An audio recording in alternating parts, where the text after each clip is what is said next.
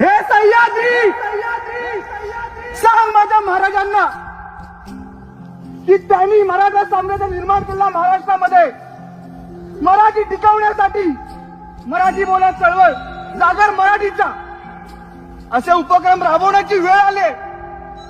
त्यांनी आणि संतांनी समृद्ध केलेल्या महाराष्ट्रामध्ये आज मराठीला दुय्यम वागणूक मिळते आणि याला कारण सुद्धा इथलाच मराठी माणूस या बाहेरून आलेल्या लोकांना मराठी शिकवण्याऐवजी हा त्यांच्याच भाषेत बोलतोय आणि एक माणूस मराठी भाषेसाठी, मराठी माणसासाठी, या मराठी मुलांना नोकऱ्या मिळवण्यासाठी अतोनात प्रयत्न करतोय। पण त्याला सुद्धा विरोध करणारे आपले मराठी माणसंच आहेत। या उच्च शिक्षित आणि मोठ्या हुद्द्यावर असणाऱ्या मराठीत माणसांना मराठीत बोलणं डाऊन मार्केट वाटायला लागलंय आणि आज या त्यांच्याचमुळे महाराष्ट्रामध्ये मराठी शाळा बंद पडल्यात।